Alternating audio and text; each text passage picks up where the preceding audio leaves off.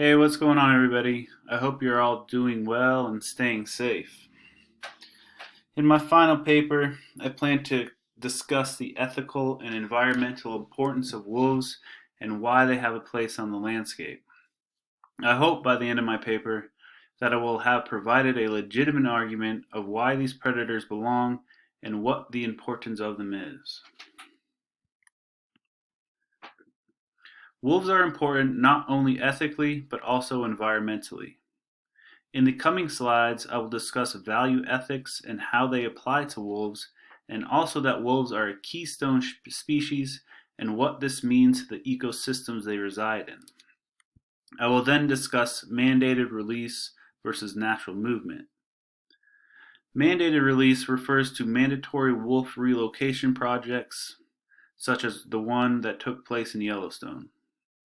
Natural movement allows wolves to move into different habitats without the help or restriction of humans. I will also discuss what the pros and cons of each of these are. Finally, I will discuss what the options are for wolf management once they are on the landscape. These options include being federally managed through the Endangered Species Act, or if they should be managed by the state. State management would include the discussion of how other species are managed by the state and if it is possible for wolves to be managed in the same way. So why is it ethical to have wolves on the environment? For this section, I will cite the Fox and Beekoff article about integrating values and ethics into wildlife policy. I will include what mistakes we have made in the past when it comes to wolves and why it is important to correct these mistakes. I will also introduce the idea of value ethics and why it is important to give values and rights straight to the resource. As a part of value ethics, I will argue why human tolerance to these animals would be the most ethical approach. This discussion will include ranching communities and why past strategies have not been ethical and what new strategies can be used to create a more harmonious relationship between humans and wolves. So moving on, I will then discuss why wolves are important to the environment. This includes that wolves are a keystone species. I will talk about what a keystone species is and what happens when they are removed. I will give the example of what happened in Rocky Mountain National Park and chronic wasting disease, or CWD. I will also discuss what happens when these species are reintroduced, such as what happened in Yellowstone, and the effects that came out of this.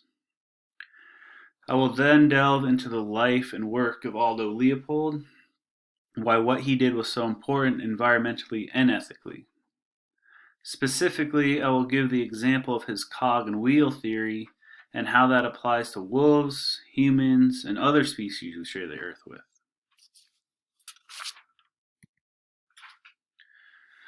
Mandated release. So I then will switch gears and bring up the topic of mandated release and how relocation and the relocation of animal species. I will discuss how relocation works, for example, government involvement, public voting, and the specific logistics of how to relocate wolves. Furthermore, I will ask the question if animal relocation is ethical. What effect does this have on the animals and the success and failures of this process? Finally, I will discuss the pros and cons of mandated release and relocation. This will include the positive effects it can have on the land and people, as well as some negative effects, such as the cost to launch and maintain these programs. Comparatively, I will discuss natural movement. Natural movement is the idea to let wolves roam into new territories without human interaction, whether that be resisting wolf packs through extermination or helping wolf packs through relocation. Included in this section will be examples of wolf movement, such as what is happening in northwest Colorado, and what the pros and cons of natural movement are. Examples of this will include that it is far less expensive than relocation programs, and it takes some government control out of the equation. On the other hand, this is a process that could take a very long time. I will then move on to federal management. Included in this will be a discussion on the Endangered Species Act. This will include a brief history of the Act and how it has been updated.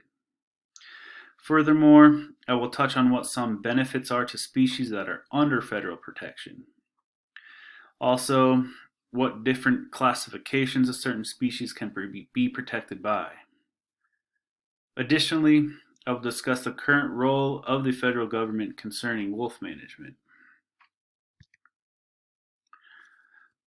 Comparatively, I will then discuss state management of wildlife and the differences between this and federal management.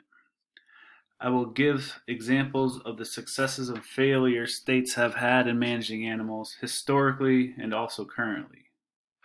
Included in this will be the historical extermination of wildlife and the recent success specifically of ungulate populations in many states.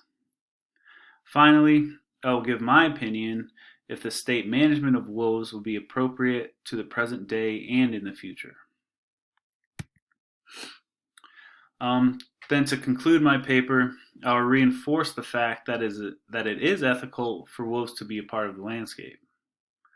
I will also offer some changes that can be made to existing federal policies like the Endangered Species Act. Also changes that can be made to current state policies that are attempting to manage wolves currently.